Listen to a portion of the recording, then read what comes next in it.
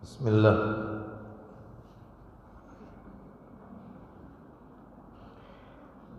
Assalamualaikum warahmatullahi wabarakatuh. Alhamdulillah. Alhamdulillahi hamdan katsiran tayyiban mubarakan fih kama yuhibbu rabbuna wa yarda. Wa ashhadu an la ilaha illallah wahdahu la syarika lah wa ashhadu anna Muhammadan abduhu wa rasuluh.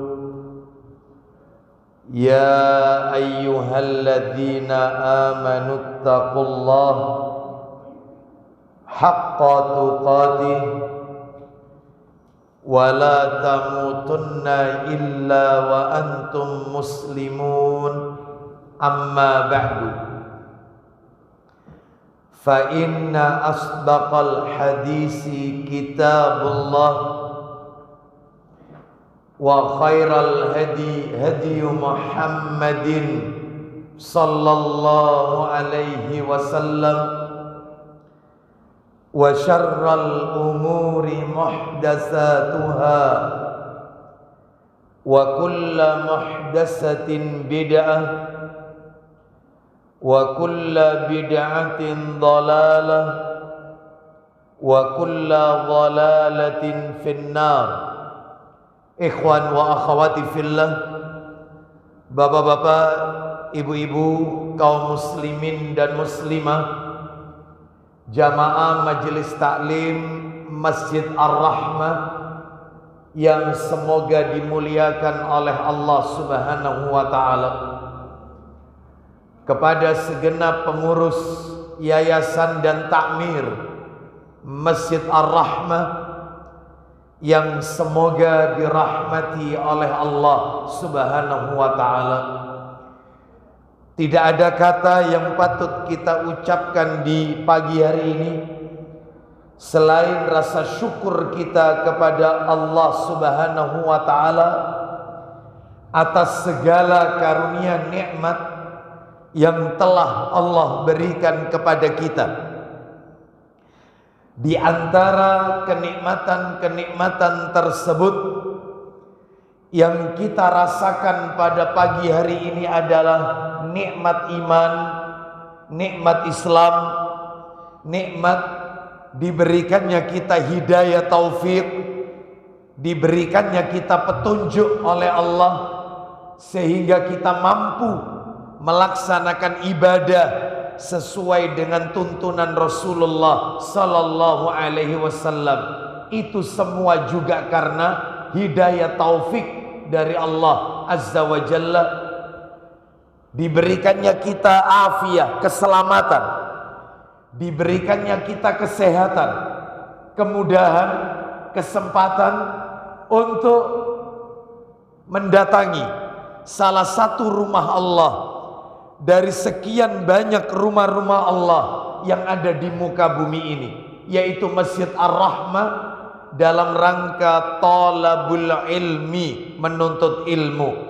Semoga langkah kaki perjalanan Bapak Ibu menuju rumah Allah ini semuanya tercatat di sisi Allah sebagai pemberat timbangan amal kebajikan kita kelak di yaumil qiyamah. Bapak Ibu kaum muslimin dan muslimah rahimani wa rahimakumullah, tidak memperpanjang muqaddimah, kita akan lanjutkan pembahasan kita. Kita masih berbicara kitab yang ditulis oleh Syekh Abu Abdurrahman Sultan Ali hafizahullah taala, kitab yang berjudul Salasuna Sababan Litunala Rahmatullahi Ta'ala Al-Marhumun Fi Daw'il Qur'anil Karim wa sunnatil mutahharah, di mana kitab itu telah diterjemahkan ke dalam bahasa Indonesia dengan terbit 2 cetakan. Ada 2 cetakan yang isinya sama sebagaimana yang ada di tangan kami ini. Boleh dipilih cetakan manapun, isinya sama, tidak jauh berbeda. Yang satu sebelah kanan judulnya Menjadi Istimewa dan Rahmat Allah, dirahmati Allah Azza wa Jalla menurut Al-Quran dan As-Sunnah. Yang satunya lagi adalah amalan yang mendatangkan rahmat Allah Azza wa Jalla. Yang ada di sebelah kanan dicetak oleh penerbit Insan Media. Mohon maaf, Inti Media kalau nggak salah ini. Ya. Yang satunya lagi adalah dicetak oleh Pustaka Ibnu Umar. Isinya sama, di dalam buku ini berisi tentang 30 orang yang mendapatkan rahmat dari Allah Subhanahu wa taala. 30 sebab, 30 amalan. Nah itu ya. 30 sebab atau 30 amalan agar mendapatkan rahmat Allah Subhanahu wa taala, atau alias orang-orang yang dirahmati oleh Allah menurut Al-Quran dan sunnah Nabi yang sahih. Baik, Bapak Ibu sekalian, menurut catatan saya terakhir kajian kita adalah di bulan Juli ya. Agustus, maaf. Kajian kita terakhir adalah di bulan Agustus. Bulan September kita libur uzur dan kita dipertemukan kembali di bulan ini, Oktober. Terakhir di bulan Agustus kita masih berada pada orang yang pertama, amalan yang pertama yang mendatangkan rahmatnya Allah Subhanahu wa taala, tapi materinya hampir tuntas. Materi akhir. Baik, pagi hari ini saya ingin menuntaskan materi ini sehingga harapannya bulan depan kita sudah memasuki materi yang baru, amalan yang nomor 2 atau orang yang kedua yang mendapatkan rahmat dari Allah Azza wa Jalla. Itu bulan depan. Hari ini kita akan tuntaskan materi yang tinggal tersisa. Baik, Bapak Ibu sekalian, apa itu orang yang pertama, amalan yang pertama yang mendatangkan rahmatnya Allah Azza wa Jalla? Yang pertama adalah sabar ketika menghadapi musibah. Sabar ketika menghadapi musibah. Di mana dalilnya? Ayo kita ulang sedikit ayatnya, dalilnya. Yaitu masih ingat di surat apa itu Bapak Ibu sekalian? Al-Baqarah. Ayatnya ayat berapa? Ayat 155 sampai ayat 157. Kita dengarkan sekali lagi ayatnya. Al-Baqarah 155 sampai 157. Allah Ta'ala berfirman,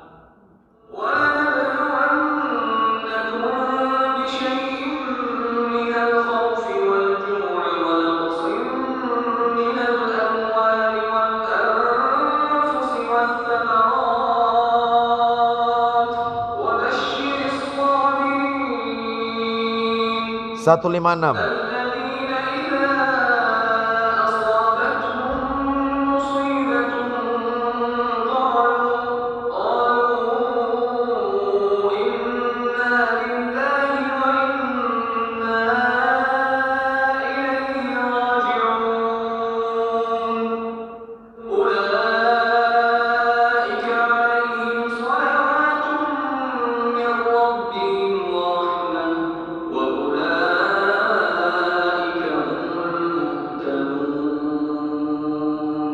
Ya, kita dengarkan terjemahannya 155 Al-Baqarah sampai 157.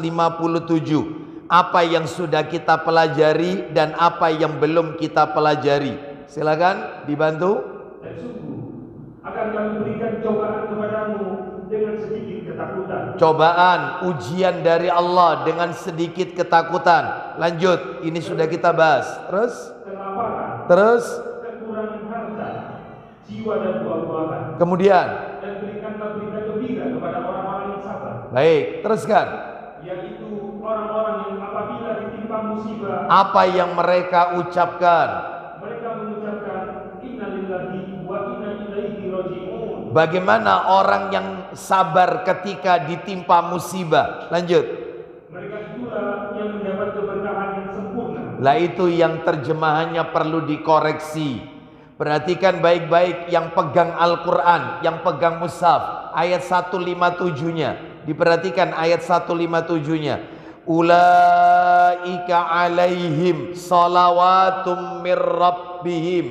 Nah itu ya. Jadi arti yang benar itu mestinya arti yang benar, mereka itulah yang mendapat solawat yang sempurna. Karena di situ ada kata-kata solawatum mir rabbihim, mendapat solawat yang sempurna, warahmah dan rahmat. Loh, makanya orang itu kalau sabar ketika tertimpa musibah, dia mendapatkan rahmat dari Allah Azza wa Jalla. Bahkan bukan hanya rahmat, solawat dari Rabb mereka, dari Allah Azza wa Jalla. Ayo diulang lagi Pak Didik terjemahannya yang ayat 157. Silakan.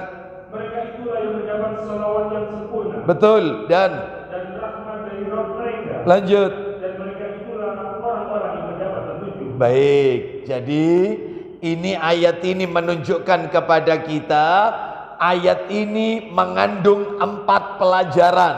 4 pelajaran.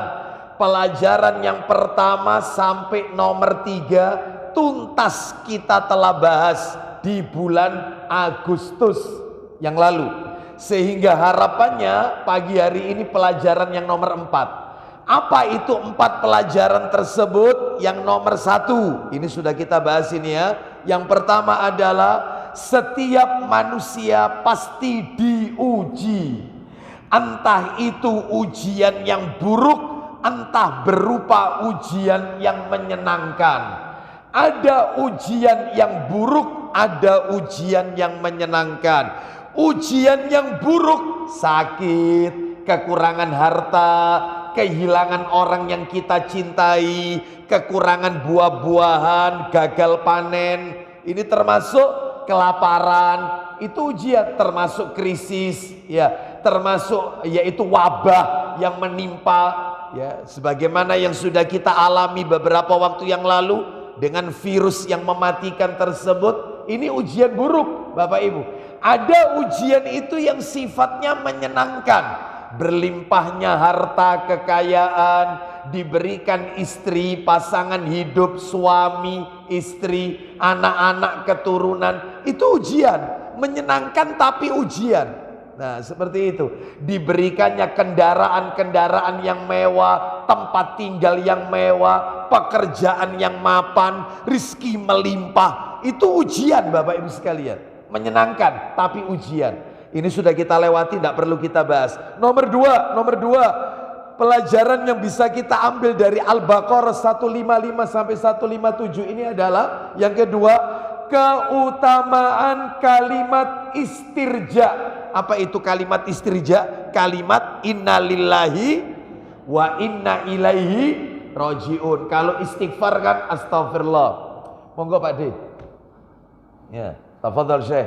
Nah, ini Syekh kita ini Pak Suharto, ya. Bapak Ibu sekalian rahimani wa rahimakumullah. Jadi yang kedua, keutamaan kalimat istirja, innalillahi wa inna ilaihi rajiun. Masih ingat Bapak Ibu? Kira-kira keutamaan kalimat istirja itu apa? Orang yang mengucapkan innalillahi wa inna ilaihi rajiun, itu apa keutamaannya? Orang kalau kena musibah lalu dia mengucapkan innalillahi wa inna ilaihi rajiun, itu akan dibangunkan apa oleh Allah? Dibangunkan rumah. Di mana? Di surga. Rumah itu diberi nama apa? Masih ingat? Baitul Hamdi.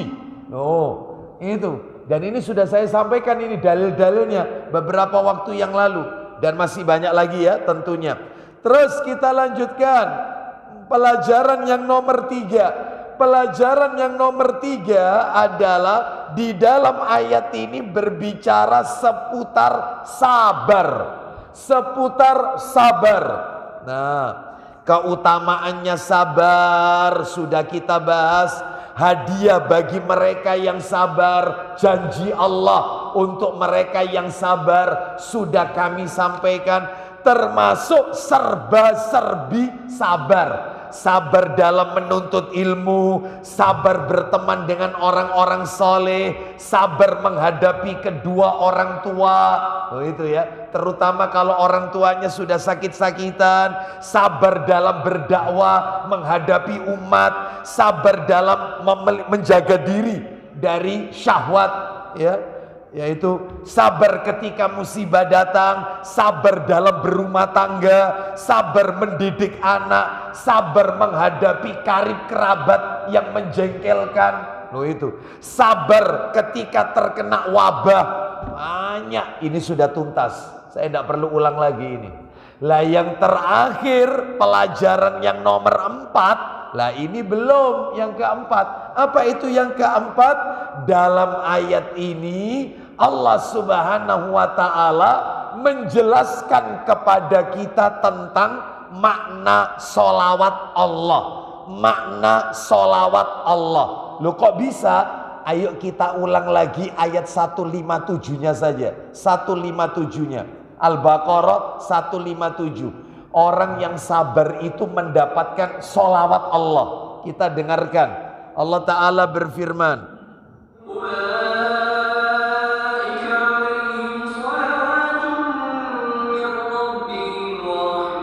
Ya itu poinnya Bapak Ibu sekalian. Ayo dibaca ulang Pak Didi. Mereka itulah yang mendapat selawat yang sempurna. Terus. Dan rahmat dari Rabb mereka. Nah itu poinnya.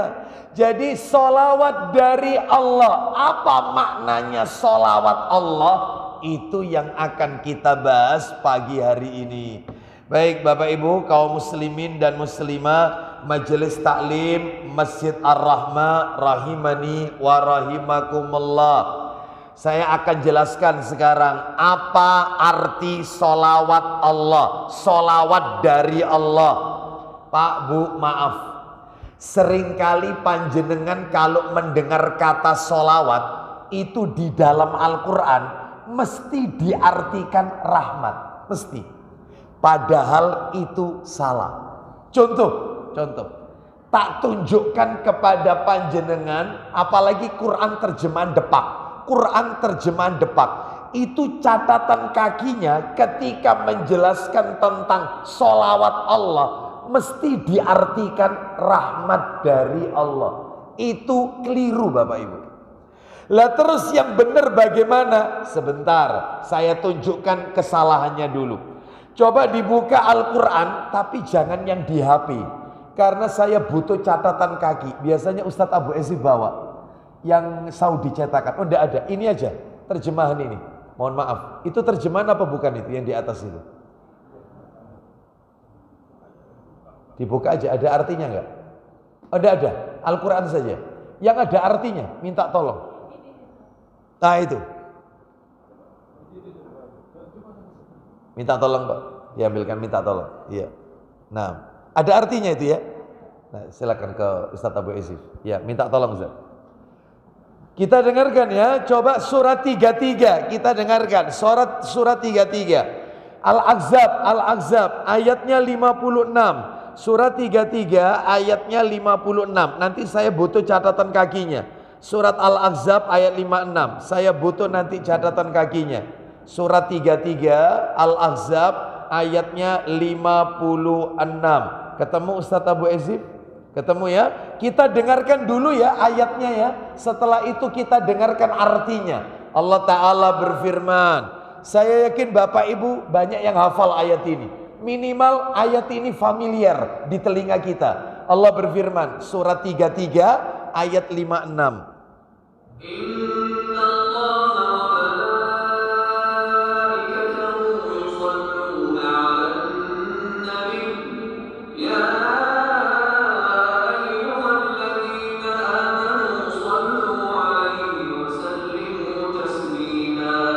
Sering mendengar ayat ini?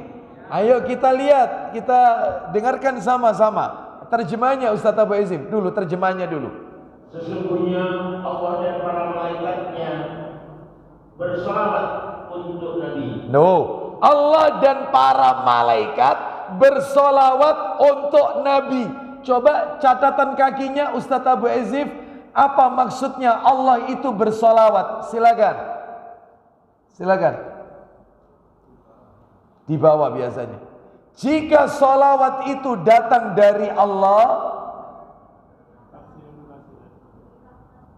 diberi rahmat, ya, ada di situ.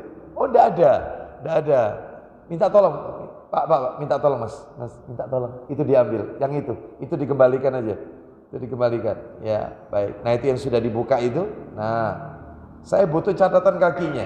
Saya tunjukkan kekeliruannya. Nah, dikembalikan lagi. Baik, silakan. Ayo. Surat 33 ayat 56 dibaca dulu lagi terjemahannya dulu. Sesungguhnya Allah dan para malaikat-malaikatnya. Sesungguhnya Allah dan para malaikatnya bersalawat untuk Nabi. Itu terjemahannya, solawat kepada Nabi. Allah bersolawat kepada Nabi, malaikat bersolawat kepada Nabi. Maksudnya apa? Ayo. Baca catatan kakinya. Mari. Salawat dari Allah berarti memberi rahmat. Tuh, ya itu kelirunya. Salawat dari Allah berarti memberi rahmat. Itu keliru Bapak Ibu. Lalu yang benar itu apa? Lah kalau dari malaikat, lanjut. Kalau dari malaikat, sedangkan salawat kalau dari malaikat, sedangkan salawat dari malaikat memohonkan ampunan. Nah, itu benar kalau itu. Jadi di dalam terjemahan depan, sholawat kalau dari Allah maknanya rahmat, kalau dari malaikat maknanya memohonkan ampunan. Berarti kalau begitu di dalam ayat tadi, innallaha wa malaikatahu yusalluna ala nabi, sesungguhnya Allah bersolawat kepada Nabi, maksudnya Allah memberi rahmat. Nah, itu salah. Itu salah. Malaikat bersolawat kepada Nabi, malaikat memohonkan ampunan untuk Nabi, itu benar. Itu benar. Yang keliru itu yang solawat Allah. Lah terus maknanya apa solawat Allah itu? Nah, ini yang saya tunjukkan. Ternyata Bapak Ibu sekalian, solawat Allah itu, solawat Allah, solawat dari Allah itu maknanya bukan rahmat. Ya. Kenapa? Karena ternyata di dalam Al-Quran surat Al-Baqarah yang panjenengan dengarkan tadi, rahmat sama solawat, solawat sama rahmat itu dijadikan satu ayat. Lah kalau solawat itu artinya rahmat, maka bagaimana? Kan double, Allah memberi rahmat dan rahmat juga. Coba perhatikan. Ayo kembali ke Al-Baqarah. Panjenengan mungkin masih bingung ya. Coba dibuka Al-Baqarah. Dibuka Al-Baqarah ayatnya 157 tadi. Al-Baqarah 157. Al-Baqarah 157. Surat nomor 2 Al-Baqarah ayat 157. Nih, saya baca pelan-pelan ya. Saya baca pelan-pelan. Ulaika alaihim salawatum mir rabbihim wa rahmah. Lah kok double kalau artinya rahmat? Ya, makanya solawat itu bukan rahmat artinya. Saya ulang. Ulaika alaihim salawatum mir rabbihim wa rahmah. Kenapa? Dua-duanya? Bukan. Ya, bukan ampunan. Lalu kemudian kalau begitu apa artinya? Jadi arti yang benar kan mereka itulah yang memperoleh solawat dan rahmat dari Tuhannya. Maksudnya solawat itu adalah pujian, Bapak Ibu. Pujian. Tafsir Ibnu Katsir itu. Pujian. Mana dalilnya? Dalilnya disebutkan melalui perkataannya Abul Aliyah rahimahullah. Abul Aliyah, saya baca ya, perhatikan ini. Salatullahi sana'uhu alaihi indal malaika.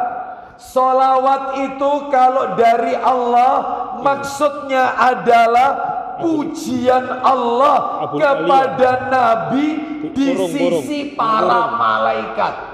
Jadi kalau panjenengan mendengar kata-kata innallaha wa malaikatahu yusalluna 'alan nabi, sesungguhnya Allah dan para malaikat-malaikatnya bersolawat untuk Nabi, maksudnya Allah memuji Nabi kita di hadapan para malaikat dan malaikat memohonkan ampun kepada Allah untuk Nabi kita. Allah memuji, malaikat doakan ampunan.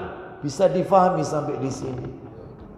Jadi panjenengan kalau mendengar kalimat solawat itu pujian Allah, dipuji habis-habisan hamba itu oleh Allah. Di mana? Di hadapan para malaikat-malaikatnya. Loh berarti kalau begitu derajatnya lebih tinggi mana solawat sama rahmat? Karena ayatnya tadi, yuk kita dengarkan lagi. Coba Bapak Ibu nanti saya tanya, solawat dulu apa rahmat dulu? Nih ayatnya.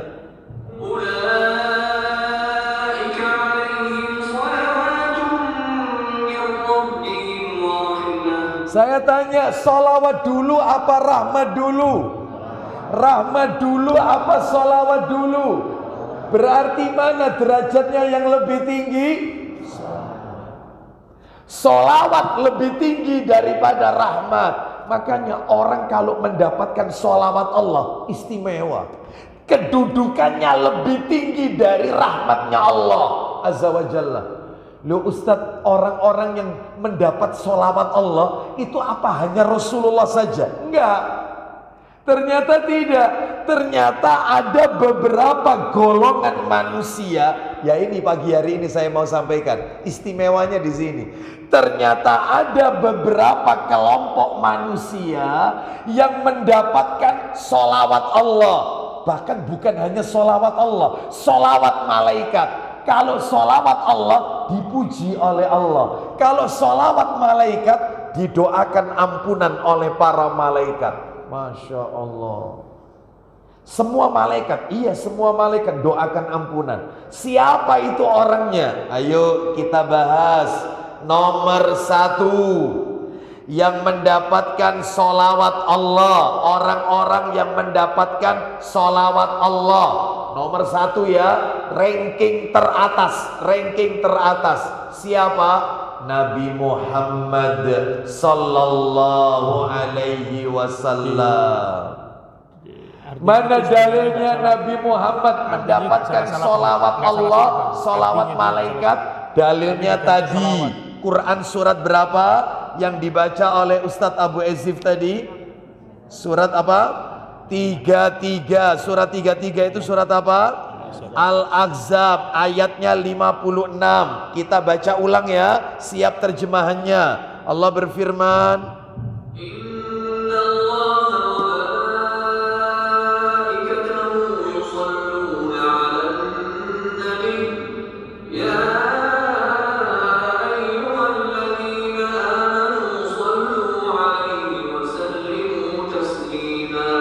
ayo dibaca terjemahannya. Sesungguhnya Allah dan para malaikatnya bersolawat untuk Nabi. Stop, bersolawat untuk Nabi. Kalau dari Allah maksudnya apa tadi solawat? Pujian. Kalau dari malaikat apa maksudnya? Ampunan, doa ampunan. Itu nomor 1 yang mendapat solawat Allah. Yang nomor 2, orang-orang yang mendapatkan solawat Allah. Solawat Allah dipuji oleh Allah. Siapa? Orang yang sabar. Sabar ketika tertimpa musibah. Ridho dengan ujian yang Allah berikan. Dia tidak menggerutu, tidak mengeluh alias sambatan. Sabar. Yaitu dapat sholawat Allah. Ya. Diuji sakit, sabar. Diuji dalam rumah tangga, memiliki pasangan hidup yang tidak soleh, tidak soleha, harus sabar. Memiliki anak keturunan yang tidak soleh, tidak soleha, sabar. Diberikan kekurangan harta, atau mungkin diberikan kesempitan dalam pekerjaan, sabar. Diberikan oleh Allah musibah, kehilangan orang yang kita cintai, sabar. Orang kalau sabar tidak mengeluh, tidak sambatan, ridho dengan takdirnya Allah Azza wa Jalla, maka dia akan mendapatkan sholawat Allah, dipuji oleh Allah. Dipuji di mana Ustaz? Di depan para malaikat-malaikatnya. Pak, Bu, maaf ya, maaf ya. Kita saja kalau dipuji orang, maka tentu kita senang, karena sifat tabiat manusia itu senang dielong. Betul atau tidak? Suka, apalagi kita dipuji di depan orang banyak. Oh, tambah GR. Ya. Orang ini Pak, Masya Allah Pak, orang ini ahli ibadah. Jelas kita tambah senang. Padahal itu nggak boleh sebenarnya. Muji orang di depannya nggak boleh. Sama dengan menyembelih orang itu, amalnya bisa luntur. Nggak boleh ini.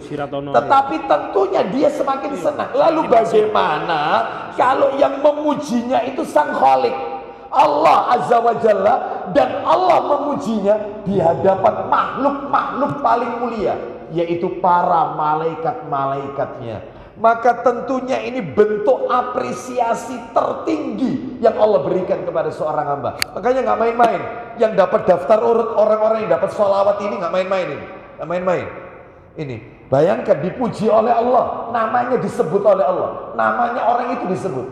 Nomor 1 Nabi Muhammad, nomor 2 orang yang sabar. Dalilnya di mana orang yang sabar? Tadi yang kita bahas sampai berbulan-bulan nggak kelar, hari ini insya Allah kita tuntaskan. Dalilnya di mana? Al-Baqarah 155 sampai 157. Nggak usah kita baca ulang. Yang nomor 3 sekarang. Ayo, nomor 3. Mudah-mudahan panjenengan termasuk ini. Kita semua termasuk ini. Nomor 3. Siapa mereka? Orang-orang yang mendapatkan sholawat Allah, dipuji oleh Allah. Yang ketiga adalah orang yang ketika sholat berjamaah berada pada shaf yang pertama dan shaf yang kedua. Lah kalau wanita Ustadz, katanya sebaik-baik shaf untuk wanita yang paling belakang. Betul, itu kalau tidak ada hijabnya. Tapi kalau ada hijabnya, ada tabir pembatasnya, dan hijabnya itu memenuhi syarat syar'i. Maksudnya memenuhi syarat tinggi, tidak transparan, sehingga keberadaan wanita yang ada di belakang itu tidak diketahui laki-laki. Betul-betul tertutup sampai di atas kepala, sehingga wanita itu nggak diketahui laki-laki. Itu hijabnya syar'i. Maka wanita yang paling afdol sholatnya adalah yang paling dekat, yaitu dengan sutra, yang paling depan, paling dekat dengan tabir. Itu yang paling afdol. Tapi kalau sutronya pendek, kan ada masjid itu batasnya untuk wanita pendek, ada, sehingga wanita itu ketika berdiri kelihatan. Maka ini yang benar adalah yang paling belakang softnya. Sebaik-baik soft wanita yang belakang, karena sutronya pendek. Bisa dipahami di sini? Saya ulang, orang nomor 3 yang mendapatkan sholawat Allah, orang yang berada pada shaf pertama dan shaf kedua ketika sholat berjamaah. Mana dalilnya? Ayo dibuka Sahih Targhib jilid 1. Nomornya 491. Sahih Targhib wa Tarhib nomor 491. Dari Abu Umamah. Ya. Dari Abu Umamah radhiyallahu anhu berkata, ya, Rasulullah Shallallahu Alaihi Wasallam bersabda, Innallaha, lihat sabdanya Nabi. Ini bukan ayat Quran, ini bukan ayat Quran. Lihat sabdanya Nabi. Bapak Ibu perhatikan. Innallaha wa malaikatahu yusalluna ala saffil awal. Silakan. sesungguhnya Allah dan para malaikatnya bersalawat untuk shaf pertama. Shaf pertama. Qalu wa ala tsani ya Rasulullah. Silakan. Mereka berkata, Apa kata para sahabat? ya Rasulullah, juga untuk shaf kedua? Bagaimana shaf kedua? Apa juga mendapatkan salawat Allah, salawat malaikat? Qala innallaha wa malaikatahu yusalluna ala saffil awal. Silakan. Rasulullah SAW menjawab, sesungguhnya Allah dan para malaikat bersalawat untuk shaf pertama. Nabi tetap bilang shaf pertama. Qalu wa ala tsani ya Rasulullah. Lanjut Ustaz Abaizi. Ya Rasulullah, mereka berkata, ya Rasulullah, juga untuk shaf kedua? Apakah shaf kedua juga dapat? Qala wa ala tsani. Silakan. Rasulullah menjawab, dan untuk shaf kedua. Berarti shaf pertama dan shaf kedua juga mendapatkan sholawat Allah. Maksudnya dipuji oleh Allah. Dan mendapatkan sholawat malaikat. Maksudnya didoakan ampunan oleh para malaikat. Makanya Bapak Ibu sekalian, kalau sholat berjamaah, cari yang paling depan. Ya, jangan saling mempersilakan. Memang orang Indonesia ini baik-baik kok, baik-baik. Betul, saya akui. Masya Allah, luar biasa, jempol 2. Ya, Indonesia Masya Allah. Ya, kenapa? Giliran shaf saling mempersilakan. Monggo panjenengan riyen, monggo coba. Lu salah. Dulu sahabat itu hampir bertengkar, rebutan shaf pertama. Lah kok kita, monggo Pak. Lu salah. Tapi memang dasarnya orang baik gitu loh. Jadi mempersilakan untuk dapat pahala. Ya seperti itu. Ya nggak apa-apa, ya baik. Cuman kan kehilangan kesempatan Bapak Ibu sekalian. Nah, terutama maaf, yang suka menarik, ada anak kecil, shafnya shaf pertama, itu ditarik ke belakang, dia maju ke depan. Ada nggak model kayak gini? Loh, itu berarti satu. Yang pertama dia telah memindahkan haknya anak itu untuk mendapatkan sholawat Allah. Dia masuk meskipun shaf kedua meskipun dapat, tetapi kan derajatnya lebih utama shaf pertama karena Nabi menyebutnya 2 kali tadi soalnya. Loh, ditarik. Itu. Yang enggak boleh itu, yang memang boleh ditarik atau mungkin digeser, itu kalau di belakang imam persis, anak kecil. Nah, tolong geser. Kecuali anak ini hafal Quran. Karena yang di belakang imam ini enggak main-main, Pak. Persis belakangnya imam, itu enggak main-main. Itu orang harus banyak hafalan Qurannya. Enggak sembarangan orang itu. Makanya takmir harus menempatkan orang badal imam. Itu orang yang hafalannya banyak. Imam keliru, dia yang ingatkan.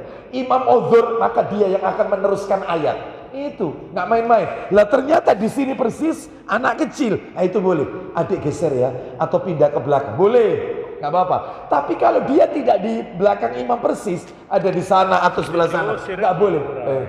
Kau narik buri-buri. Takmir itu kan denono takmir. Bapakmu sopo? Kau kok tidak? Masya Allah. Denono takmir. Nggak boleh. Dia punya hak di situ. Ya, itu. Ya baik, kita lanjutkan.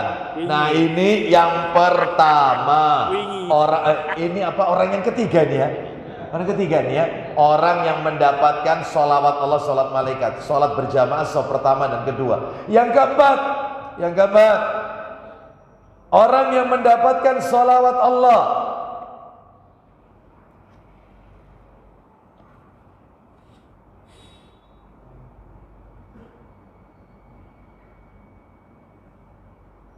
Sebentar, sebelum yang keempat, tahan dulu. Saya akan tunjukkan dalil Bapak Ibu sekalian yang bikin kita merinding. Coba dibuka Sahih Targhib wa Tarhib, Ustaz Abu Azif, nomornya 490. Riwayatnya Ibnu Majah, An-Nasai, Ibnu Huzaimah dan Al-Hakim. Coba 490. Ayo kita dengarkan ini. Ini masih nomor 3 ya, jangan nambah nomor ini. Masih nomor 3, silakan. Dari Al-Irbad bin Sariyah radhiyallahu anhu dia berkata, Iya. bahwasanya Rasulullah SAW memohon ampun untuk shaf pertama 3 kali. Jadi Nabi doakan, ya Allah ampunilah dosanya orang-orang yang ada di shaf pertama. Itu 3 kali. Ya Allah berikan ampunan untuk umatku yang ketika sholat berjamaah ada di shaf pertama. Doanya Nabi ini berlaku sampai kiamat, meskipun beliau telah wafat. Ampuni ya Allah dosanya orang-orang yang ada ketika sholat berjamaah ada di shaf pertama. Makanya rugi tidak menempati shaf pertama. Nah, ya. Jadi ini didoakan ampunan 3 kali oleh Nabi. Bayangkan. Kita lanjutkan sekarang yang nomor 4, lanjutan orang. Orang yang keempat adalah orang yang ketika sholat berjamaah berada di sebelah kanan imam, kanan kiblat. Berarti sebelah sana nih, sebelah sana. Kanannya imam, kanannya kiblat. Itu meskipun shaf pertama, 2, shaf 3, shaf nomor 4, shaf nomor 5 dan seterusnya. Yang penting sebelah kanan, dapat semua itu. Wah, saya pernah kajian seperti ini, semua jamaahnya ngambil kanan semua. Separuh kosong. Ini waktu sholat, waktu itu kajiannya ba'da maghrib. Ketika Isya itu sebelah sana semua. Lu kenapa sih tidak diisi? Lah Ustaz bilangnya sebelah kanan. Ya. Lu bukan, nanti ada dalil lain nanti kita perhatikan. Ya. Makanya ini mohon maaf takmir, mohon maaf. Ibu-ibu itu softnya kalau sholat itu kanan kiri begini atau di belakang? Belakang. Berarti begini nanti ya tabirnya ya. Tabirnya begini ya. Jadi bukan begini ya, bukan ya. Oh, ambil kanan. Tapi jangan kanan semua. Kanan imam, kanan kiblat. Kan imam di sini. Berarti sebelah sana. Mana dalilnya? Dalil. Silakan dibuka Abu Dawud yang sudah dicat aja di apa sih Pak Abu Dawud? Pak Didi. Sah Didi. Abu Dawud nomor 676. Suwe-suwe. Lama. 676 dari Aisyah radhiyallahu anhuma, dia berkata Rasulullah sallallahu alaihi wasallam bersabda, perhatikan kalimatnya Bapak Ibu, innallaha, begitu terus ini, begitu terus, innallaha wa malaikatahu yusalluna ala mayaminis sufuf, ala mayaminis sufuf. Silakan, ayo. Dari Aisyah radhiyallahu anhuma dia berkata, Ya. Rasulullah SAW bersabda, Isinya, sesungguhnya Allah dan para malaikatnya mengucapkan salawat untuk orang-orang di shaf kanan. shaf kanan dipuji satu persatu orangnya di hadapan para malaikat. Terus didoakan ampunan lagi oleh para malaikat. Shaf kanan, kanan imam, kanan kiblat. Dapat semua itu. Sudah ya, itu yang nomor 4. Yang nomor 5, ini barangkali ada yang tanya, Ustadz saya itu kalau sholat berjamaah sudah paling belakang kiri lagi, berarti nggak dapat apa-apa. Sabar, lihat nomor 5 ini intinya itu di sini. Ini yang mau saya baca ini. Yang kelima, orang yang ketika sholat berjamaah, orang yang ketika sholat berjamaah suka menyambung shaf atau menutup shaf yang lobang. Nyambung. Jadi meskipun sebelah kiri, yang penting nyambung terus. Dapat. Atau mungkin di depannya ada yang kosong, dia masukin supaya tidak jadi celahnya syaitan. Meskipun sebelah kiri, tutup celah yang kosong itu. Dapat. Jadi semuanya dapat ternyata sholat berjamaah ini. Mau shaf pertama, shaf kedua, mau shaf sebelah kanan, mau yang sebelah kiri, asalkan nyambung terus. Tidak putus loh ya, tidak terputus. Ustadz, sholat yang terputus itu kayak apa Ustadz? Tak kasih contoh aja lah, Kalau jamaah kita itu umroh biasanya, umrohnya itu hotelnya dekat Masjidil Haram. Misalnya Grand Zamzam, gitu ya. Itu kan buka kaca jendela, itu langsung Ka'bah kelihatan. Masya Allah. Itu kadang-kadang dia nggak turun pergi ke masjid. Jadi dia sholatnya di dalam kamar sambil lihat Ka'bah. Ya putus. Termasuk ibu-ibu pengen ikut Jumatan seperti bapak-bapak, rumahnya samping Masjid Ar-Rahmah misalnya. Jadi ketika imamnya sholat Jumat, ibu-ibu di rumah sholat di kamar sambil dengarkan bacaannya imam. Putus, nggak nyambung ini, nggak nyambung. Kecuali kalau dia keluar ke tempat softnya wanita, nyambung, kelihatan ada makmum di depannya, nyambung. Ah, dapat. Termasuk ibu-ibu sholat Jumat dan tidak perlu sholat duhur lagi. Cukup Jumat itu. Paham ya sampai di sini ya? Jadi hati-hati, maka harus nyambung softnya. Kalau terputus, enggak.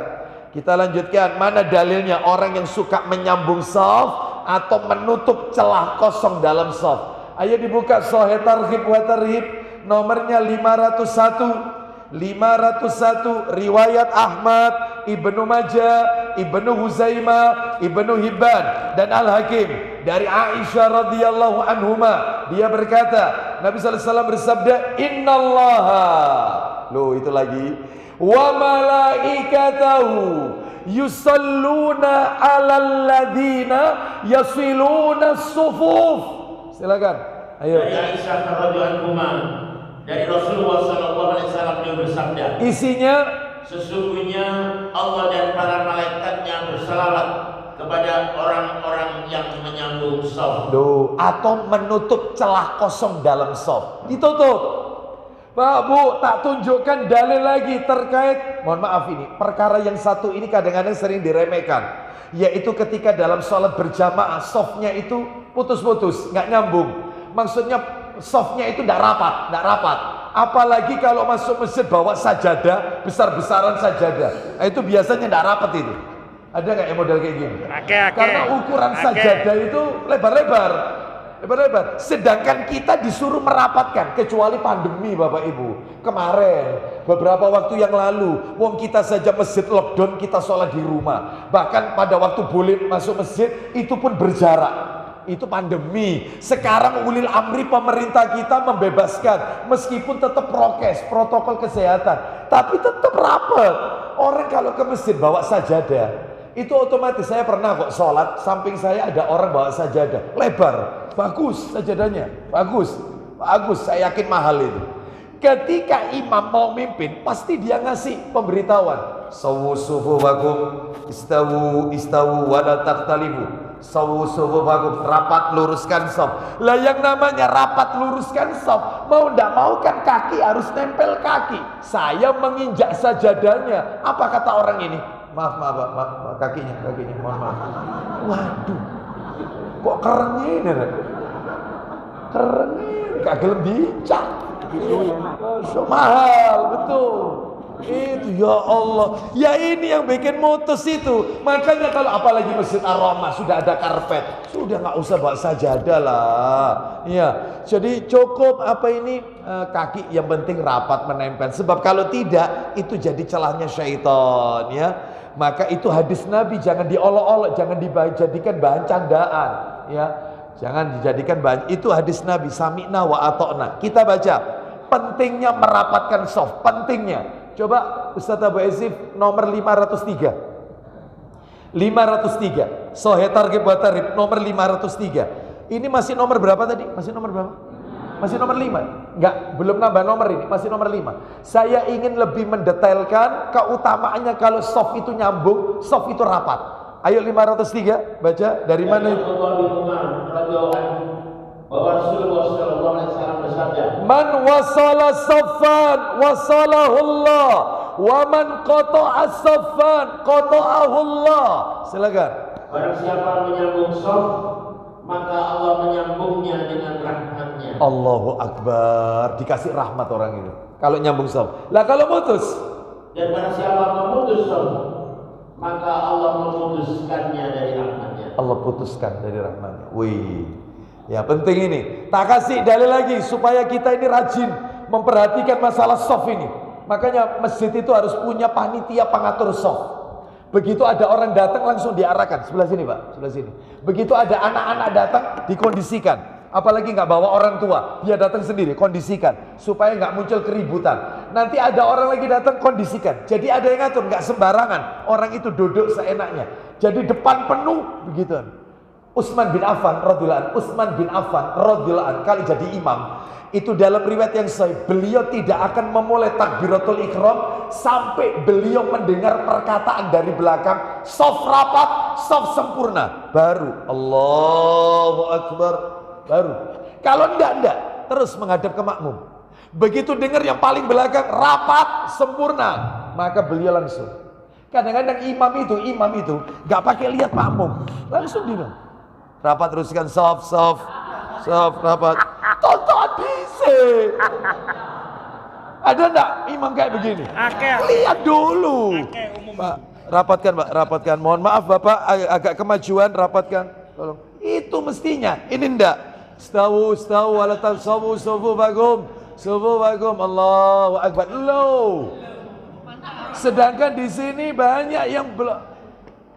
Ya. Banyak enggak masjid yang kayak gini? Tapi di Masjid Ar-Rahman enggak kan? Enggak. Ngaku. Enggak lah ya, insyaallah. Kan sudah ngaji sunnah ya. Lihat makmum itu ya. Seperti itu. Baik, kita lanjutkan. Bapak Ibu sekalian, ayo nomor 500. Oh, belum ya? 503 tadi sudah. Saya tambah lagi 505. 505 tentang pentingnya merapatkan shaf. Penting ini. Sebab ada orang itu yang kalau ditempelkan kaki risih. Jadi dia tambah minggir, lah kita tambah melebar. Iki piye gitu loh. Tambah lebar. Gitu loh. Ya sudah, kalau sudah seperti ini, ya sholatlah sedapatnya. Jangan terus Anda kejar terus kakinya. Ya, sampai ada orang dikejar itu dia gini terus kakinya dia kejar. Wah, ini ya repot ini ya. Ada kayak model gini? Ada. Iya. Mama, wong iki seneng ambe aku rupanya. Bukan seneng. Ini hadis Nabi. Koyoke homo wong iki lho. Heran saya. Gak paham. Tapi sabar menghadapi orang seperti dulu kita juga seperti itu. Sabar, Bapak Ibu. Ya, ayo nomor 505 baca. Dari Aisyah radhiyallahu anha dia berkata, Rasulullah sallallahu alaihi wasallam bersabda, "Man sadda furjatan, rafa'ahu Allahu biha darajatan, wa bana lahu baitan fil jannah." Masya Allah, silakan. Barang siapa menutup celah kosong. Duh, celah kosong dalam terus maka Allah mengangkatnya satu derajat dengannya. Masya Allah, dapat satu derajat nanti di hari kiamat. Terus dan membangunkan sebuah rumah di surga untuknya. dapat rumah di surga, tempat tinggal. Ya, di surga. Baik, ini fadilahnya ya, keutamaannya. Ayo kita lanjut. Orang nomor 6. Kelompok orang nomor 6 yang mendapatkan sholawat Allah, dipuji oleh Allah. Dipuji. Yang keenam adalah orang yang memperbanyak membaca sholawat kepada Nabi. Jadi tidak dilarang baca sholawat itu, boleh. Cuman bacaannya, tata caranya harus mengikuti petunjuk Rasulullah SAW. Jadi tidak ada yang melarang untuk baca sholawat itu, tidak ada. Malah justru kita itu dianjurkan memperbanyak baca sholawat. Mana dalilnya? Orang itu kalau banyak baca sholawat di mobil lagi berkendara, sallallahu ala Muhammad sallallahu alaihi wasallam, atau yang lengkap, Allahumma sholli ala Muhammad wa ala ali Muhammad. Ustaz pakai Sayyidina, boleh. Allahumma sholli ala Sayyidina Muhammad wa ala ali Sayyidina, boleh, selama di luar sholat. Kalau bisa di dalam sholat jangan. Kalau bisa ya, di luar sholat nggak apa-apa, bolehlah ya. Tetapi yang afdal tanpa Sayyidina nggak apa-apa ya, itu bagus. Kita lanjutkan. Jadi dalam hal ini kalau pakai Sayyidina nggak masalah di luar sholat. Kita lanjutkan. Lagi ibu-ibu, lagi masak, lagi berkendara atau apapun, baca sholawat perbanyak. Malam Jumat, hari Jumat, perbanyak baca sholawat. Ya. Mana dalilnya? Sahih Targhib wa Tarhib jilid 3. Buka jilid 3. Jilid 3. Nomornya 1662. 1662. 1662. An Anas bin Malik radhiyallahu an. Orang yang memperbanyak baca sholawat. Sahih Targhib wa Tarhib 1662. Silakan Ustaz Abu Yusuf. Dari Anas radhiyallahu anhu yang menuturkan, Rasulullah sallallahu alaihi wasallam bersabda, Aksiru salata alayya yaumal jumu'ah. Silakan. Perbanyaklah sholawat kepadaku pada hari Jumat. Loh, kalau hari Jumat suruh banyak baca sholawat hari Jumat. Kenapa? Fa innahu atani Jibril anifan an rabbihi azza wa jal. Silakan. Karena sesungguhnya malaikat Jibril datang kepadaku tadi menyampaikan pesan dari Rabb-Nya. Nah, pesan dibawa oleh malaikat Jibril dari Allah azza wa jalla untuk disampaikan kepada Nabi dan umatnya. Apa itu pesan dari Allah? Silakan. Lalu dia berkata, Ma'alal ardi min muslimin yusalli alaika marratan wahidatan illa sallaitu ana wa malaikati alaihi asyran. Silakan. tidak ada seorang muslim pun di muka bumi ini yang bersalawat kepadamu satu kali. Tidak ada satupun muslim Muhammad yang bersolawat kepadamu satu kali. Cuma satu kali baca solawat. Allahumma sholli ala Muhammad wa ala ali Muhammad. Cuma sekali. Maka melainkan aku dan para malaikatku akan bersalawat kepadanya 10 kali. Orang mengucapkan solawat sekali itu dipuji oleh Allah. Nama kita disebut oleh Allah di hadapan para malaikatnya 10 kali. Fulan bin fulan, fulan, fulan. Sebut. Sedangkan malaikat memohonkan ampunan untuk kita 10 kali. Loh, apalagi kalau tambah banyak, lebih dari sekali. Terus sallallahu ala Muhammad, sallallahu alaihi wasallam, sallallahu ala Muhammad. Apalagi yang bagus sempurna. Allahumma sholli ala Muhammad wa ala ali Muhammad kama shallaita ala Ibrahim wa ala ali Ibrahim. Sampai terakhir innaka Hamidum Majid. Sempurna itu. Sempurna. Terus dibaca. Terus dibaca. Dan manfaatnya sholawat ini banyak. Manfaatnya sholawat ini banyak sekali. Besar manfaatnya. Dan insya Allah di lain kesempatan aja ya kita akan bahas. Sekarang Bapak Ibu sekalian kita lanjutkan ya. Kita akan lanjutkan yaitu tambahan. Saya mau tanya sama panjenengan. Ini tidak ada door prize-nya nih. Untuk hadiah kepada jamaah yang bisa jawab. Tidak ada ya. Baik, coba saya mau tanya. Kapankah saja, dalam keadaan apa saja, kita itu disuruh memperbanyak baca sholawat? Ayo, siapa yang tahu? Kapan saja? Pada waktu kapan kita itu disuruh baca sholawat? Angkat tangan. Iya Pak. Hari Jumat, betul. Hari lainnya? Hari-hari lainnya. Baik, saya tampung. Hari Jumat betul. Hari-hari lainnya kurang tepat. Betul. Hari Jumat atau malam Jumat boleh. Hari Jumat atau malam Jumat. Yang lain. Perjalanan kurang tepat. Yang langsung ada dalilnya aja. Ibu tadi di belakang jawab apa Bu? Ketika sholat. Betul. Sholat baca sholawat enggak? Iyalah tahiyat itu kan. Nah baca sholawat betul ketika sholat. Terus kapan lagi? Ya Bu. Sholat jenazah betul. Ketika sholat jenazah takbir yang kedua. Takbir pertama baca Fatihah. Takbir lagi baca sholawat. Takbir lagi baca doa untuk mayit. Takbir yang keempat baru salam. Betul. Sholat jenazah sudah 3. Ayo yang lain. Sebentar. Masuk masjid. Betul.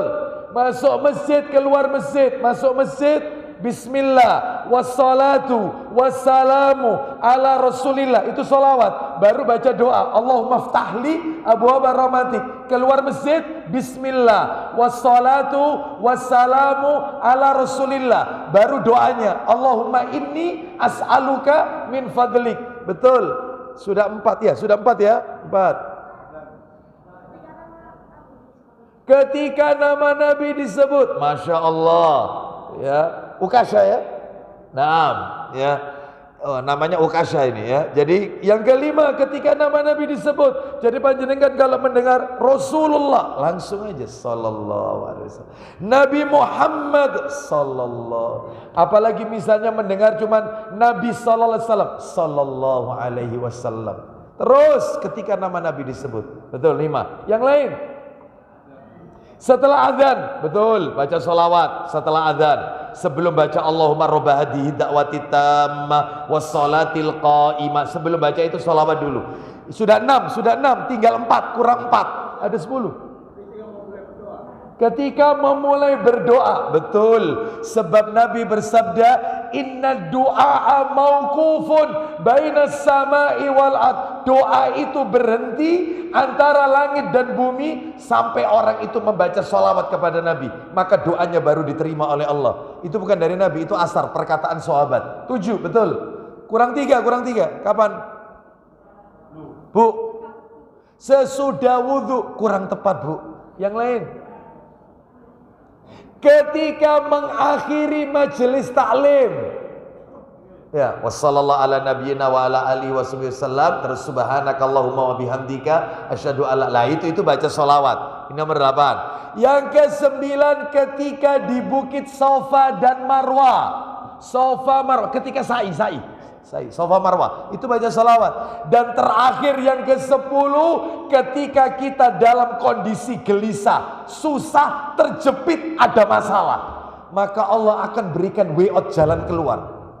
Sholawat ini. Oh iya, makanya saya itu tidak bosan-bosan kalau dimintai orang, ditanya, Ustadz anak saya mau ujian, Ustadz suami saya ini baru buka usaha, apa Ustadz ya wiritannya apa? Saya selalu ajarkan sholawat aja.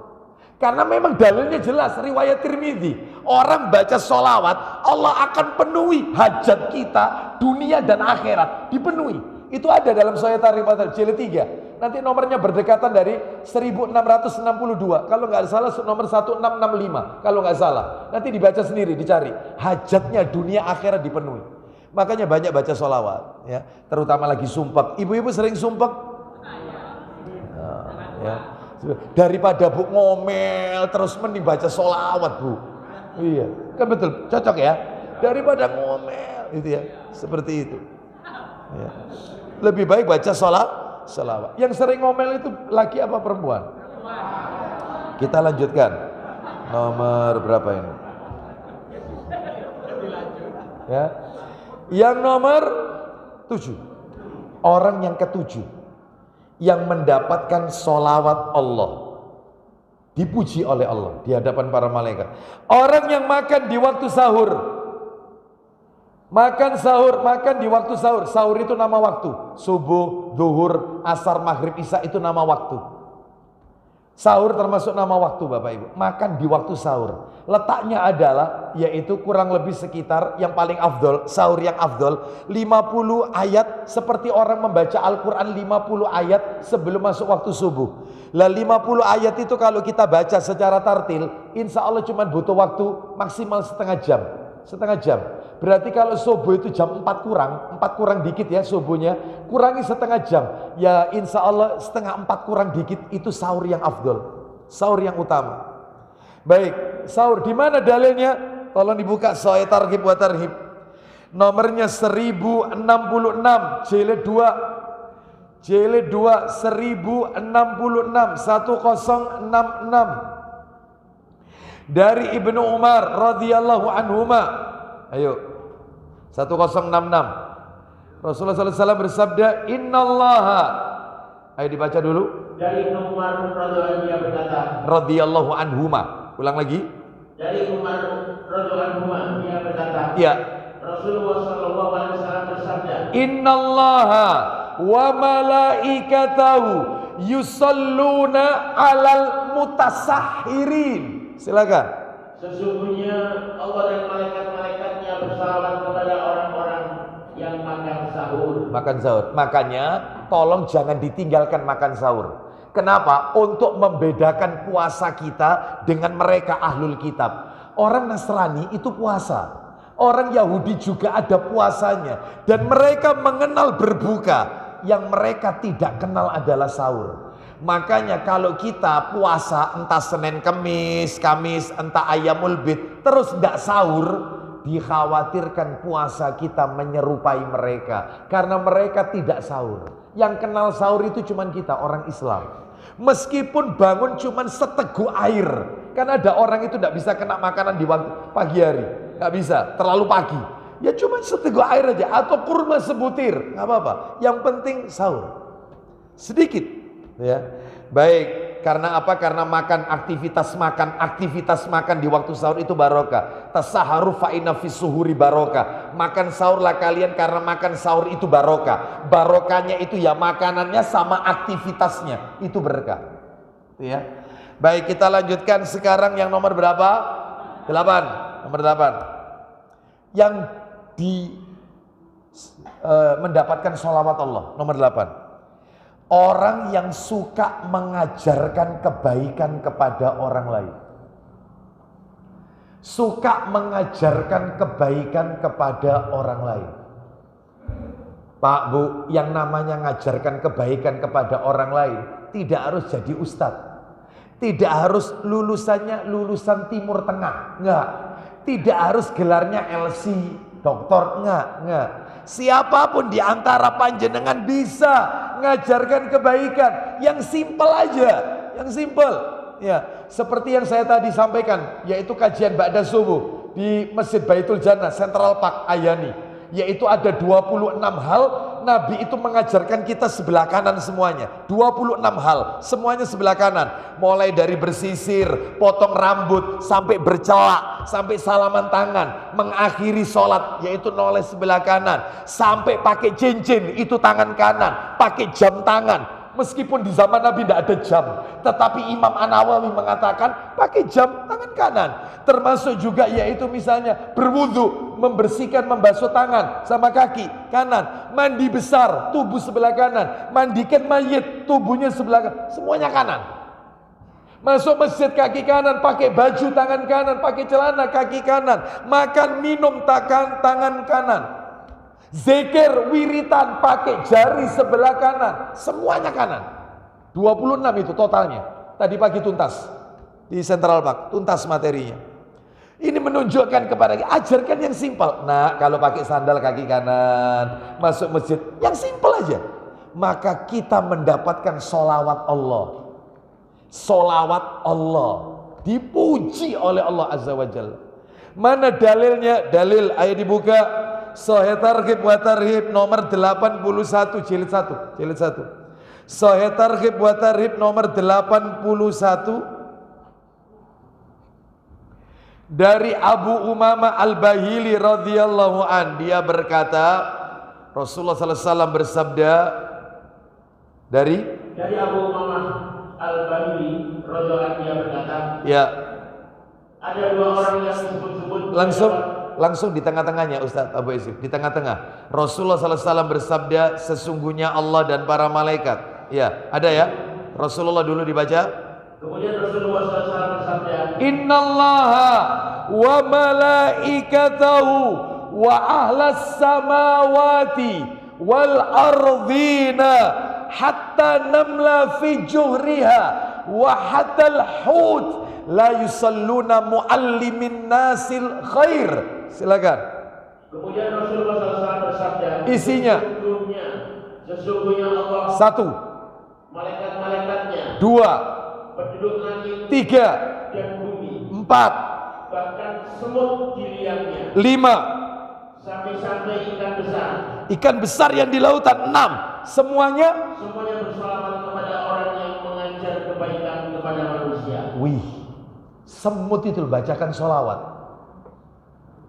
Loh, kalau sholawat dari Allah dipuji, pujian Allah. Lah kalau dari malaikat didoakan ampunan. Lah terus tadi penduduk langit, penduduk bumi, semut yang ada di lubang, ikan-ikan besar itu juga bersolawat. Itu maknanya apa?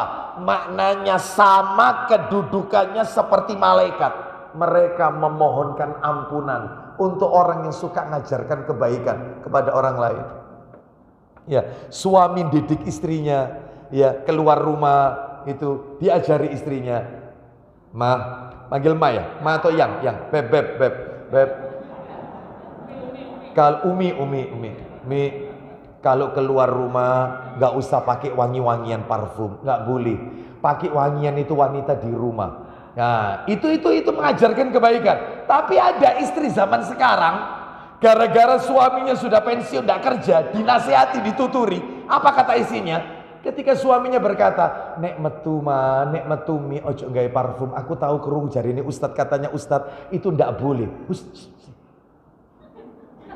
Istrinya gitu. Cup.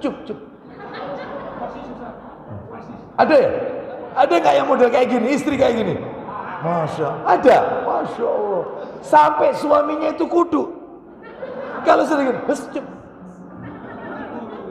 Jadi kalau ketemu istrinya pulang, itu kayak kena Parkinson. Dredeg ini.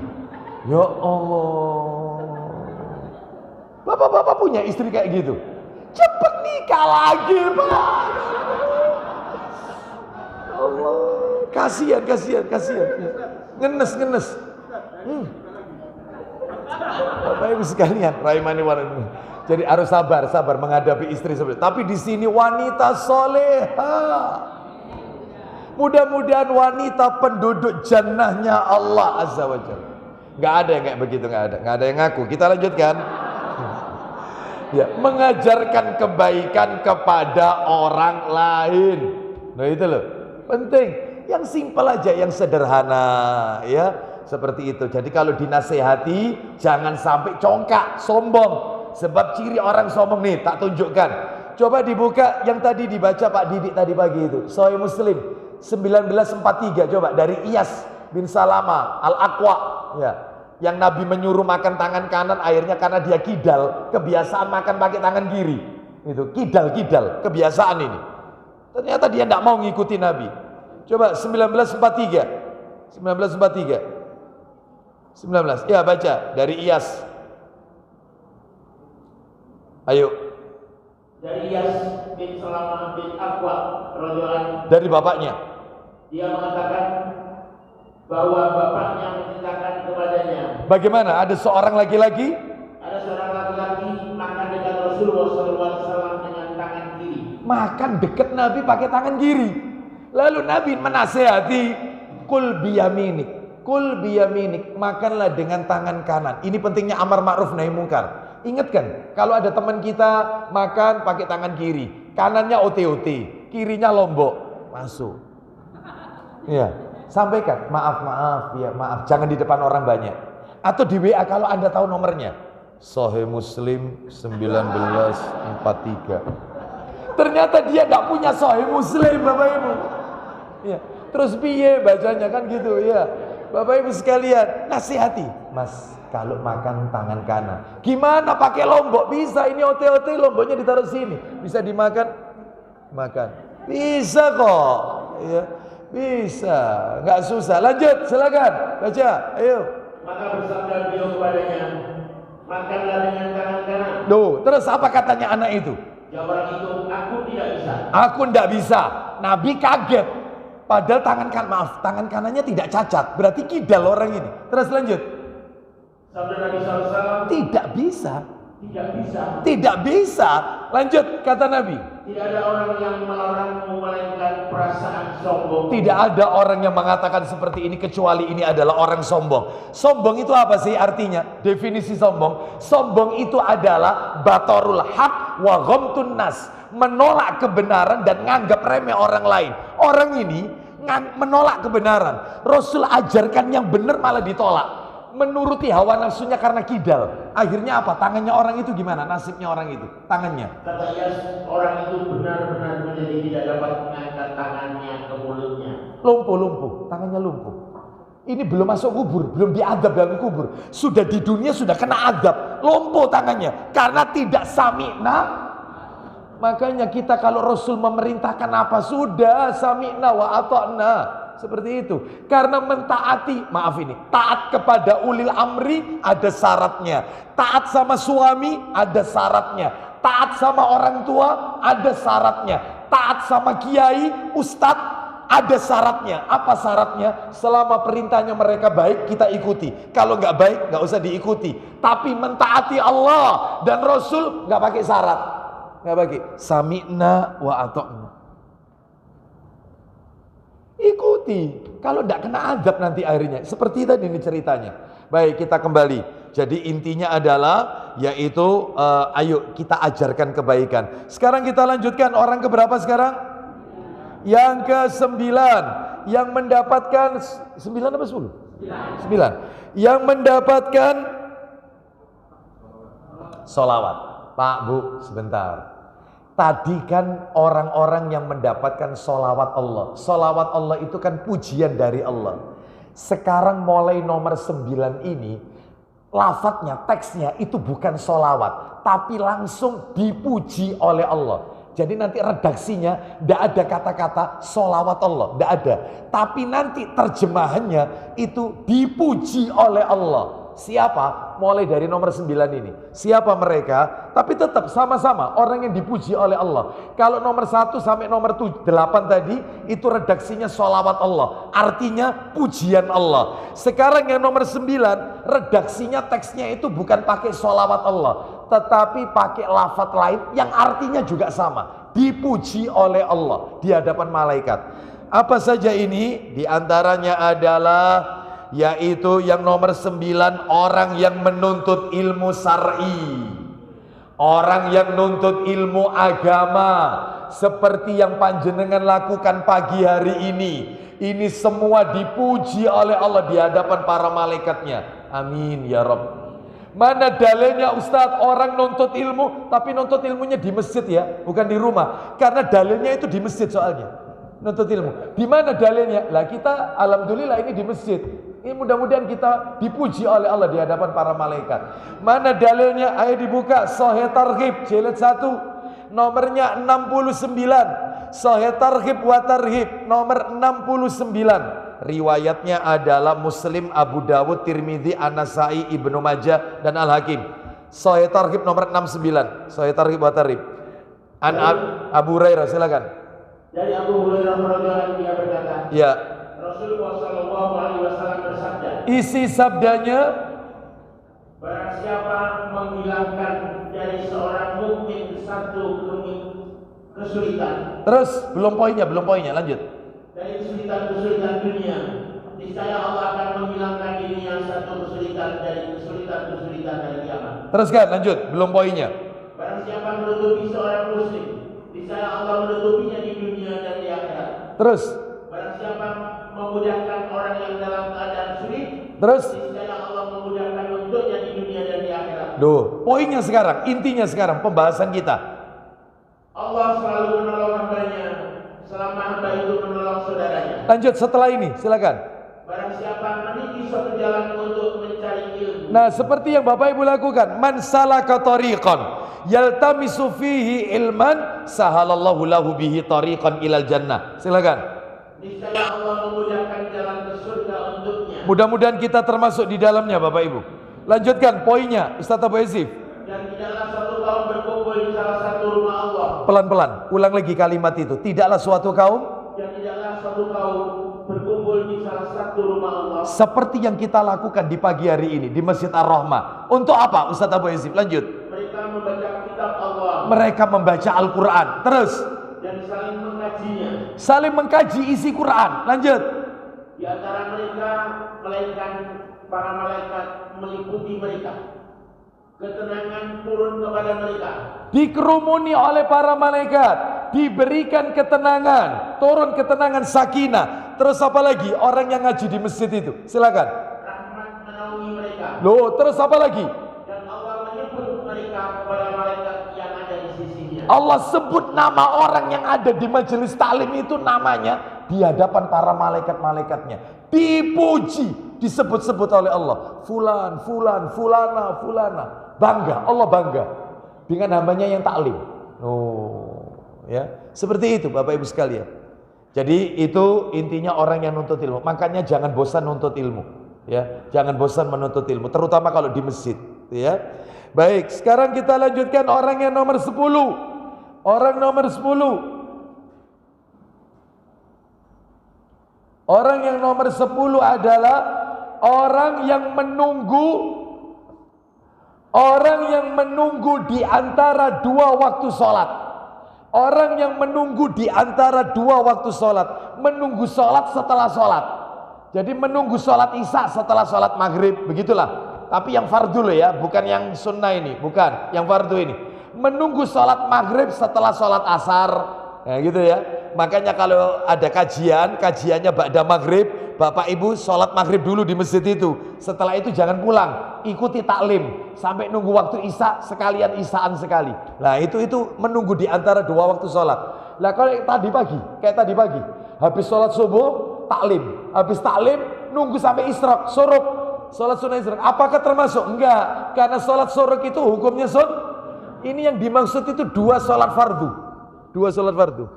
Nah, kajiannya ba'da asar. Anda sholat asar dulu di Masjid Ar-Rahmah. Karena di Masjid Ar-Rahmah ada kajian ba'da asar. Sholat dulu, setelah itu jangan pulang. Ikuti kajian sampai maghrib. Nunggu sekalian. Sholat maghrib di masjid ini. Maka dapat. Ya, menunggu di antara dua waktu sholat. Masjid itu. Bapak Ibu sekalian, rahimani wa rahimakumullah. Jadi, kata para alim ulama, menunggu itu tidak harus duduk di tempat sholatnya, itu nggak kemana-mana. Yang penting tetap di masjid itu. Mungkin dia pindah tempat, mungkin ke toilet, tapi balik lagi ke tempat masjid itu. Artinya dia nggak pulang. Maka dia mendapatkan pujian dari Allah, dibanggakan. Mana dalilnya? Ayo dibuka Sahih Targhib, nomornya 445, jilid 1, 445. Silakan. Jilid 1, 445. Silakan. Dari Abdullah bin Amr radhiyallahu anhu berkata, Sallaina ma'a Rasulillah sallallahu alaihi wasallam al-maghrib. Silakan.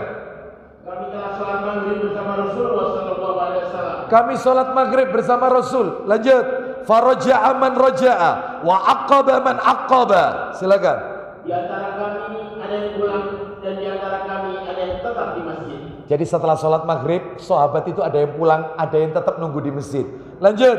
Faja'a Rasulullah sallallahu alaihi wasallam musri'an qad hafazahu nafas. Silakan. Maka Rasulullah SAW datang dengan tergopoh-gopoh. Terus sampai nafasnya tersengah. Loh, berarti Nabi setelah sholat maghrib Nabi itu pulang, Ustaz? Iya, pulang. Loh, kenapa Nabi kok nunggu nggak sampai isya sekali? Kenapa? Karena Nabi tidak pernah qobliyah ba'diyah di masjid. Saya ulang ya. Nabi kalau qobliyah sama ba'diyah mesti di rumah. Tidak ada satupun dalil Nabi qobliyah sama ba'diyah di masjid. Sekalipun rumahnya Nabi dekat sama Masjid Nabawi, meskipun pahalanya 1000 kali, tapi Nabi nggak pernah ba'diyah sama qobliyah ba'diyah di masjid. Kenapa? Karena sholat sunnah ini tempatnya di rumah, Bapak Ibu. Yang afdal itu rumah. Orang itu kalau sholat sunnahnya di rumah, di rumah, qobliyah ba'diyah di rumah, terutama yang rumahnya dekat ini ya. Kalau rumahnya jauh ya nggak apa-apa di masjid, nggak apa-apa, nggak dilarang. Ini yang rumahnya dekat, kalau bisa ba'diyahnya itu di rumah saja. Kenapa? Fa innallaha ja'ilun fi baitihi min sholatihi khairan. Allah akan jadikan rumah itu penuh dengan kebahagiaan. Rumah itu akan sakinah, mawaddah warahmah, bahagia. Dipakai sholat, makanya jangan dihabiskan di masjid semua. Sholat sunnah itu di rumah, tahajud di rumah, witir di rumah, kecuali tahiyatul masjid. Kecuali, ya baik. Kita lanjutkan terus Ustaz Abu Yazid, lanjut. Nabi pulang rumah terus balik lagi, nafasnya tersengal-sengal sambil apa? Waqad hasara an rukbatai. Silakan. Dan beliau mengangkat tali sarungnya sehingga lututnya terlihat. Nabi ngangkat sarungnya sampai lututnya kelihatan, tergopoh-gopoh. Kepingin ngasih kabar gembira sama orang yang belum pulang di masjid itu. Kepingin ngasih kabar gembira. Lanjut teruskan. Beliau bersabda, Qala abshiru hadza rabbukum qad fataha baban min abwabis sama. Silakan. Bergembiralah kalian yang ada di masjid, yang enggak pulang, habis maghriban enggak pulang. Lanjut. ini adalah Rabb kalian. Rabb kalian, lanjut. Sungguh Dia telah membuka salah satu pintu langit. Loh, berarti langit itu punya pintu. Iya, tiap langit ada pintunya. Allah Ta'ala berfirman dalam surat An-Naba kan? Ya, surat An-Naba bunyinya gimana? Wa futihatis sama'u fakanat abwaba, apabila pintu langit. Berarti langit itu punya pintu, Bapak Ibu. Termasuk hadis ini, Rob kalian sudah membuka pintu-pintu langit. Terus lanjut. Yubahi bikumul malaika. Silakan. Dia membanggakan kalian di hadapan para malaikat. Loh, kalian dipuji oleh Allah, dibanggakan oleh Allah di hadapan para malaikat. Yaqul unduru ila ibadi qad qadaw faridatan wa hum yantadiruna ukhra. Apa kata Allah? Dia berfirman, Apa kata Allah? lihatlah kepada hamba-hambaku. Lihatlah hai para malaikat. Jadi Allah berkata kepada para malaikat, lihatlah hamba-hambaku ini. Silakan. Mereka telah menyelesaikan sholat fardu dan mereka menunggu yang berikutnya. Mereka telah menyelesaikan sholat fardu maghrib, menunggu sholat fardu berikutnya yaitu Isya. Nah, makanya tolong jangan pulang. Ini dipuji oleh Allah. Terus nomor berapa sekarang? 11. Yang ke-11, saya tutup sampai 12 terakhir. Yang ke-11 adalah orang yang sedang wukuf di Arafah. Wukuf di Arafah berarti haji. Mudah-mudahan Bapak Ibu ditakdirkan bisa menunaikan rukun Islam yang kelima. Dimudahkan oleh Allah, mudah-mudahan. Orang yang wukuf di Arafah, wukuf di Arafah. Mana dalilnya? Dalilnya adalah Sahih Targhib wa Tarhib jilid 3. Jilid 3. Ayo, nomornya 1154, 1154. 1154. Ayo dibaca. Dari mana ini? Ummahatul Mukminin Aisyah radhiyallahu anhuma. Ayo 1154 1154. Baca Ustaz Abu Yazif. Dari Aisyah radhiyallahu anha bahwasanya Rasulullah sallallahu alaihi wasallam bersabda, Isinya, tiada satu hari yang pada hari itu Allah lebih banyak membebaskan hamba-hamba dari neraka daripada hari Arafah. daripada hari Arafah. Itu hamba yang paling banyak dibebaskan dari api neraka. Teruskan. Dan sesungguhnya dia benar-benar mendekat, lalu membangga-banggakan mereka di hadapan para malaikat. Orang yang wukuf itu dibanggakan oleh Allah di depan para malaikat, dipuji oleh Allah Azza wa Jalla di hadapan para malaikat. Sambil lanjut. Di mana dia berfirman, Apa kata Allah Azza wa Jalla? apa yang diinginkan oleh mereka? Ya. Terus itu ada satu lagi, yaitu lanjutannya apa yang diinginkan oleh mereka, yaitu poin B-nya, silakan. Saksikan wahai para malaikatku, Ya. bahwa sesungguhnya aku telah mengampuni mereka. Makanya orang haji itu dosanya diampuni. Kalau hajinya karena Allah, dosanya dihapus oleh Allah seperti bayi baru lahir, ya. Seperti bayi baru lahir, ya. Man hajjalillah, ya, barang siapa yang haji karena Allah, wala rafasa wala fusuqa, ya, raja'aka yaumi waladatu ummu. Siapa yang menunaikan haji karena Allah, dia tidak melakukan rafas, fusuk, ya. Rafas itu adalah semua perbuatan maksiat, ya, semua yang arahnya ke zina itu rafas. Sedangkan fusuk itu semua perbuatan dosa, mencuri, mengambil hartanya jamaah haji yang lain, itu fusuk. Terus kemudian kata Nabi SAW, maka dia dosanya diampuni seperti bayi yang baru dilahirkan, suci tanpa dosa. Kita lanjutkan nomor 12 terakhir, penutup. Orang yang dipuji oleh Allah adalah orang yang duduk-duduknya digunakan untuk zikir kepada Allah. Apa duduk-duduknya itu? Apa itu? Cangkruan itu apa itu? Kongko apa kungku, ya. Cangkruannya itu ketemu sama temen, ya. Kumpul-kumpulnya itu dipakai untuk mengingat Allah, berzikir. Nikmat-nikmat Islam dibicarakan. Masya Allah, ya. Ini kalau tidak karena Allah kita tidak mungkin begini. Yang satunya ngomong, iya, alhamdulillah Allah menyembuhkan istri saya. Yang satunya bilang, alhamdulillah anak saya kemarin ditolong sama Allah. Nilai ujiannya, terus memuji Allah, terus ketemunya itu dipakai untuk memuji Allah, zikir terus, termasuk istighfar, zikir, minta ampun, ya, seperti itu, ya. Jadi apa ini? Misalnya ngomong sama temennya, saya dulu tidak seperti ini Ustaz, tapi tidak boleh disebutkan nama perbuatannya, ya, tidak usah, karena itu membongkar aib.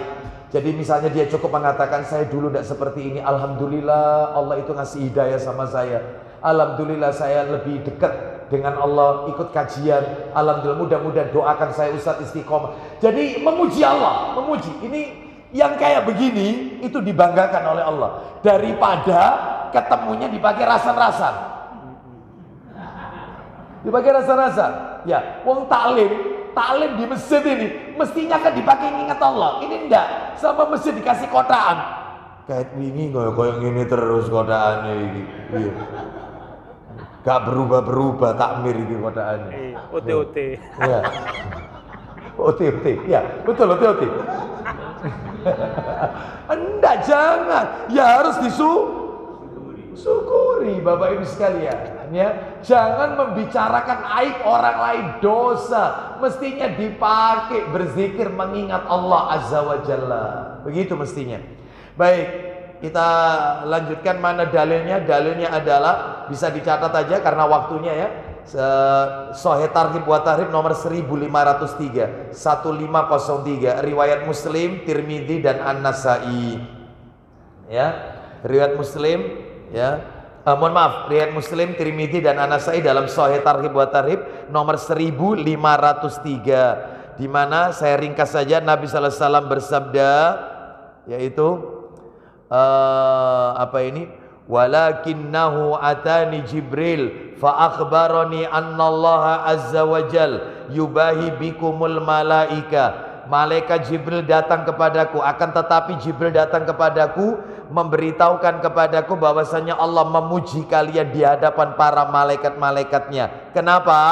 Karena duduknya mereka jalasna nadzkurullaha nahmaduhu ala ma hadana lil Islam wa manna bihi alaina. Kami duduk untuk mengingat Allah, memuji Allah atas petunjuk yang Allah berikan kepada kami sehingga kami masuk ke dalam agama Islam dan menganugerahkannya kepada kami. Nah, jadi dipakai untuk mengingat Allah. Wallahu a'lam bishawab. Tuntas materi kita, insya Allah kajian berikutnya kita masuk yang nomor 2, orang yang dirahmati oleh Allah nomor 2. Siapa?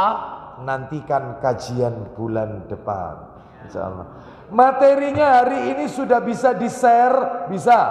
Sesaat lagi saya akan share ke Pak Andi, nanti panjenengan minta sama beliau materi, yaitu orang yang pertama mendapatkan rahmatnya Allah, orang yang sabar.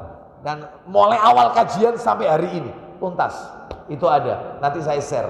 Wallahu a'lam bishawab. Demikian, karena waktunya kita tutup dengan kafaratul majelis. Wassallallahu ala nabiyyina wa ala alihi washabihi wasallam. Subhanakallahumma wa bihamdika asyhadu an la ilaha illa anta astaghfiruka wa atubu ilaik. Wa akhiru da'wana anil hamdulillahi rabbil alamin. Assalamualaikum warahmatullahi wabarakatuh. Ya, sudah saya share.